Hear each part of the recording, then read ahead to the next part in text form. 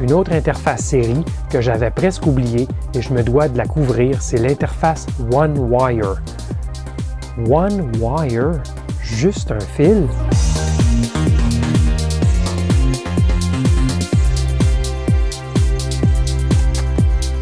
Bidouilleur, salut! Dans la série de vidéos sur les interfaces de communication série, je croyais avoir couvert les plus importantes pour le bidouilleur, mais un abonné m'a suggéré de couvrir l'interface OneWire. Je connais le OneWire, mais pour être bien franc, j'étais dans le déni, car je n'aime pas vraiment cette interface. Je vais vous expliquer pourquoi durant la vidéo. Mais allons-y, parlons du OneWire. L'interface, ou le bus OneWire, a été conçu par Dallas Semiconductors. Vous ne vous étonnerez pas de savoir que tous les composants utilisant le OneWire sont issus de Dallas Semiconductors et de Maxim aussi, qui appartient à Dallas. Quels sont les types de composants possédant l'interface OneWire? Il y a des capteurs de température comme le DS18B20, le classique du bidouilleur. Il y a de la mémoire non volatile, RAM, de la mémoire EEPROM, des horloges en temps réel, il y a une puce de numéro de série, et il y en a d'autres. Le bus OneWire, dans sa forme la plus optimisée, permet de connecter des composants avec seulement deux fils, c'est-à-dire un fil de données et un fil de masse. Le bus OneWire est conçu pour fournir l'alimentation en mode fantôme, c'est-à-dire que le signal de données DQ pourra, sous certaines conditions, fournir aussi l'alimentation au périphérique. Mais sachez qu'il est toujours plus simple de fournir au périphérique une alimentation séparée, un troisième fil. J'y reviens plus tard sur l'alimentation fantôme. Alors, il y a un seul signal pour passer les données dans les deux sens. Ça sera donc une communication semi-duplex, une direction à la fois. Aussi, il n'y a pas de signal d'horloge. Ça, c'est physiquement simple, mais l'absence d'horloge, ça complique beaucoup le côté contrôle.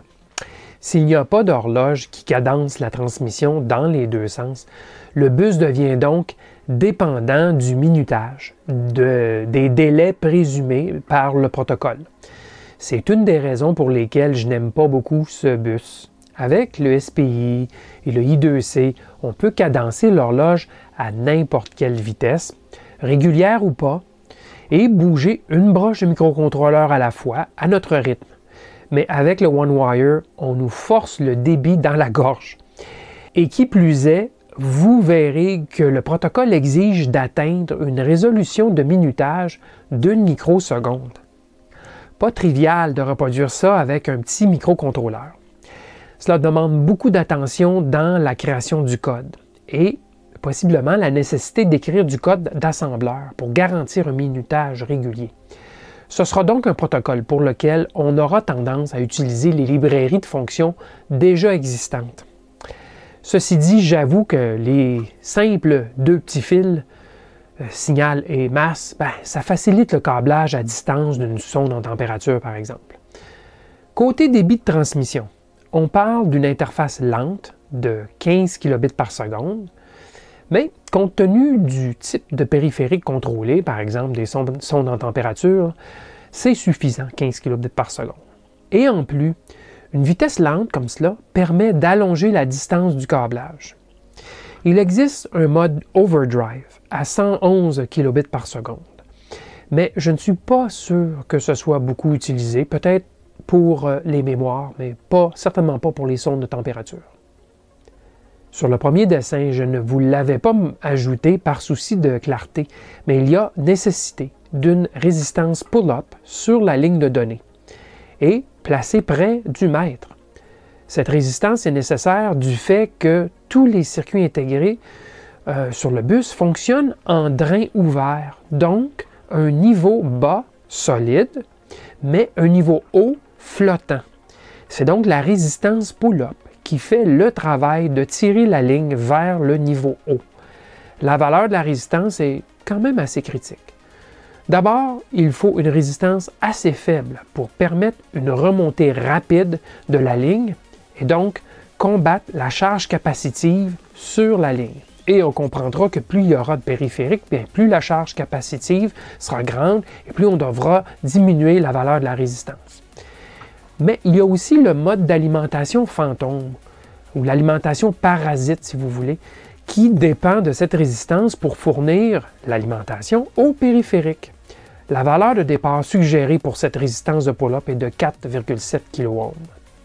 Parlant d'alimentation fantôme, voici comment cela fonctionne. Il y a dans plusieurs circuits intégrés OneWire une diode et un condensateur qui font le travail. Le niveau haut de la ligne de données charge le condensateur d'alimentation à travers la diode. Durant les périodes où la ligne de données est au niveau bas, le condensateur se décharge pour maintenir l'alimentation vivante sur le périphérique et la diode empêche la décharge du condensateur sur la ligne de données. C'est futé. Tout ça, bien sûr, assume que la proportion du temps que la ligne passe au niveau bas est faible par rapport au temps passé au niveau haut. Mais le protocole a été développé en conséquence. Si la puce OneWire ne contient pas la paire diode condensateur intégrée, on peut construire un circuit fantôme externe tel que montré dans le schéma du bas. Le bus OneWire supporte plus d'un esclave sur la même ligne. Mais comment peut-il y avoir plusieurs esclaves alors qu'il n'y a aucune façon physique de sélectionner ou de différencier l'esclave d'un autre esclave? Bien, chaque périphérique esclave contient un numéro de série de 64 bits qui est garanti comme étant unique dans le monde. Le maître reconnaît les esclaves ainsi. Il utilise un algorithme complexe de questionnement pour découvrir tous les numéros de série présents sur le bus. En passant, un avantage collatéral est que ce numéro de série unique pourrait aussi servir pour fin d'identification, d'identité ou même de numéro de série d'un produit. Au niveau du maître, il n'existe pas, à ma connaissance, de bloc OneWire dans les microcontrôleurs courants. Le code source doit donc assigner une broche d'entrée-sortie, générale, comme signal de données OneWire, et faire du bit banging, c'est-à-dire contrôler la broche pour envoyer ou recevoir les données un bit à la fois, tout en respectant le minutage strict du protocole OneWire. Ceci dit, il existe quelques puces qu'on appelle des bus masters ou des maîtres de bus. De tels circuits intégrés permettent de libérer le microcontrôleur des contraintes de minutage et du protocole OneWire. Un bon exemple est le DS2482-100 qui est un convertisseur USB à OneWire. Côté code source, on utilisera les librairies de fonctions OneWire existantes plutôt que de réécrire les différentes commandes et fonctions nécessaires au contrôle du bus. Il y a des fonctions assez complexes, dont la fameuse fonction SearchROM qui fait la découverte des numéros de série présents sur le bus. Les plateformes courantes, PIC, AVR, Arduino, STM32 et même le Raspberry Pi ont une librairie de fonctions OneWire de disponible. Alors pourquoi réinventer la roue?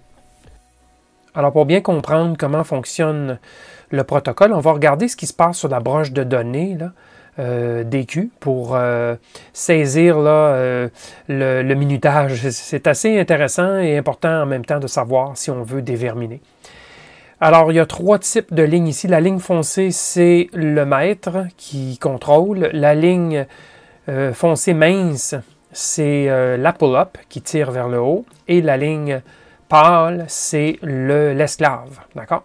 Alors, évidemment, la première chose qui va se passer au début d'une transaction, le maître va envoyer un reset, donc une réinitialisation va demander, et ça va durer 480 microsecondes. Et par la suite, la pull-up va faire son travail de remonter lorsque le maître va relâcher la ligne. Et l'esclave va répondre par une pulsation vers le bas. Et c'est cette pulsation-là qui dira au maître « Je suis là, il y a quelqu'un ». Alors ça, c'est toujours au début de chaque transaction. Maintenant, pour ce qui est de l'écriture ou de la lecture d'un bit, ça se fera toujours de la même façon, c'est-à-dire que le maître enverra une pulsation de 6 microsecondes. Okay? Si c'est pour écrire, il va simplement maintenir la ligne basse et il saura que l'esclave va échantillonner à quelque part ici. Il va échantillonner la valeur. Si c'est un 1 qui veut être envoyé, bien, encore une fois, il enverra sa pulsation de départ de 6 micros, mais il relâchera la ligne pour que l'esclave voit un 1. Okay? Et finalement, pour faire une lecture, lorsqu'il aura indiqué, bien sûr, par la suite, avec une commande vers l'esclave lui disant « envoie-moi, par exemple, la température », bien, la lecture se fera ici. Encore une fois, le maître enverra une impulsion de 6 microsecondes, il relâchera le bus et il échantillonnera la donnée, que ce soit un 1 ou un 0, ici, sur la ligne 15 microsecondes plus tard. Donc, vous voyez ici l'idée, et le maximum que chaque échange de bits durera, c'est 60 microsecondes, suivi d'un temps de récupération de 10 microsecondes où il ne se passe rien. Alors ça, c'est essentiellement comme ça que ça se passe sur le bus. Et on va voir ça tantôt durant la démonstration avec la sonde de température DS18B20. On va voir un peu le même comportement. Alors voici le montage de la démonstration. La plaquette STM32 Mini, 2 sondes de température DS18B20 qui sont montées sur le même bus One Wire. Il y a seulement 2 fils, masse et données. Donc on fonctionne en mode d'alimentation fantôme. L'ensemble de la plaquette est alimenté par le convertisseur USB A série et l'alimentation 5 volts est fournie par ce même convertisseur pour la plaquette STM32. Évidemment, les 2 fils de données, émission-réception, bien, ils sont ici. D'accord? Alors, les 4 fils viennent de la plaquette de conversion. Et sans oublier, il y a aussi la résistance pull-up à 5 volts, qui est de 4,7 K. Et le code source, qu'est-ce qu'il fait? Bien, il lit la température des 2 sondes, l'une après l'autre. Et on voit ici le code source qui lit la partie ROM, la partie de mémoire morte de la puce, reconnaît que c'est un 18B20, étant donné le mot 28 ici, lit ensuite le data, vérifie, c'est pas la parité, mais le CRC, c'est l'équivalent d'une parité, c'est pour vérifier que les données ont été reçues sans erreur. Ensuite, bien, fait la lecture de la sonde, 25,25 Celsius, évidemment, fait la conversion en Celsius et en Fahrenheit. Passe ensuite au la deuxième sonde, fait la même chose, le même exercice, et ensuite fait l'affichage de la température de la deuxième sonde. Et par la suite, détecte qu'il n'y a pas d'autres sondes sur le bus. Alors pour le code source, j'ai utilisé l'exemple fourni lorsqu'on installe les librairies et le support du STM32 dans Arduino IDE. Je l'ai pris tel quel, je ne l'ai pas modifié. Pourquoi? Bien parce que cette routine-là est assez complète. Elle montre toutes les activités qu'on devrait faire sur le bus OneWire. Évidemment, on doit assigner la broche, et moi j'ai assigné la broche PB10 pour la broche de données, et on dit que c'est une sonde en température. On initialise le port serré pour pouvoir afficher à l'écran ce que vous avez vu tantôt, et par la suite, bien, c'est la grande boucle, loop, qui tourne, qui fait donc la détection de chacune des sondes de température, et s'il n'y en a plus, bien, ça écrit « No more address ». Alors ça fait partie, la détection, ça fait partie d'une routine, d'une fonction qui s'appelle « search » ici, « reset » et « search ». Okay? Bon, par la suite, là, on commence à lire les données, on lit les données du ROM, on affiche le CRC, et si c'est pas bon, bien, on le dit. Okay? Et par la suite, on détecte le type de puce, et on l'affiche à l'écran en fonction du mot du ROM qui a été lu, donc la mémoire morte. Et par la suite, ben là, on fait le traitement de la donnée. Donc, on initie une lecture, une conversion de température, et par la suite, on lit dans le Scratchpad, on lit la valeur, le résultat, et on vérifie le CRC. Pour finir après, avec la manipulation pour pouvoir convertir en degrés Fahrenheit et Celsius. Donc, c'est assez complet et je vous avoue, toutes ces fonctions de T-Sensor, et ainsi de suite, pour lire, ben, il aura fallu les faire à la main et elles existent déjà. Donc, pourquoi se casser la tête? D'autant plus que le minutage est assez critique avec OneWire, comme vous le savez. Ce n'est pas quelque chose qui est synchrone au mètre, c'est basé sur des délais à partir de la pulsation envoyée du mètre. Alors, j'ai capturé une transaction sur le DS18B20, la sonde de température. Et bien, qu'est-ce qu'on voit? Bien, c'est une transaction complète et vous remarquez qu'il y a comme deux plateaux et je vous explique pourquoi par la suite. Mais évidemment, je vais m'approcher du début. Voilà. Alors ça ici, c'est la grosse pulsation de 480 microsecondes pour la réinitialisation de la transaction du bus. Et la réponse de présence de la part de la sonde de température DS18B20. Alors, vous avez le début de la transaction. Par la suite, on est en tri-state, on est flottant. C'est donc la pull-up, la résistance pull-up qui tire à 5 volts. Cette entrée-ci de microcontrôleur, elle est tolérante à 5 volts, mais c'est vraiment une entrée-sortie 3.3 volts. Alors, c'est pour ça que lorsque le microcontrôleur prend le contrôle, le niveau ici est à 3 volts. Et lorsqu'il tombe en tri-state, ou il tombe en entrée, si vous voulez, flottante, la pull-up tire jusqu'à 5 volts. Alors, qu'est-ce que ça nous dit ici? Parce que c'est maintenu à 3,3 volts, c'est le STM32 qui est en train de transmettre ses bits. Et on alterne entre des 0 et des 1. Et si je m'approche encore plus au niveau de la transmission des bits, bien, on voit bien que le STM32 envoie une pulsation, son niveau logique haut. Ici, ça a été déjà échantillonné, donc on se fout ce qui se passe ici. Il remonte, renvoie sa pulsation basse, envoie son niveau haut, donc c'est un 1. Même chose ici, c'était 1, 1, 1, et ainsi de suite, 1. Et ici, par contre, on tombe avec des 0, 0, 0, et ainsi de suite. Donc ça, c'est la transmission. Alors, qu'est-ce qui s'est passé ici? Bien, je ne sais pas exactement ce que la librairie OneWire fait dans le STM32. Alors, on peut se demander, il est passé en mode tri-state ici alors qu'il ne le faisait pas aux autres. Pourquoi? Je ne le sais pas. Maintenant, l'autre partie de la transmission, c'est si on se déplace ici, et on devinera qu'à partir d'ici, bien, c'est la sonde qui répond. Donc, on voit bien ici, par exemple, qu'il y aura une pulsation envoyée par le STM32, mais il passe tout de suite en mode tri-state, donc on monte à 5 volts. Le DS18B20 donne un 1 ici, donc ça reste un niveau haut. Pulsation à nouveau du STM32, un niveau 1. Voici un 0 ici. Pulsation du STM32, relâche le bus, mais le DS18B20 garde ça à un niveau 0. Donc, le STM32 va échantillonner un 0 ici. Un 1, un 0, et ainsi de suite. Comme vous notez, là, il y a beaucoup de temps morts. Il y a des grands temps morts qui ne sont absolument pas considérés dans l'échange. Tout est centré sur la pulsation du mètre, le STM32, et la lecture tout de suite après un temps déterminé de la valeur. Le reste, ça ne veut absolument rien dire.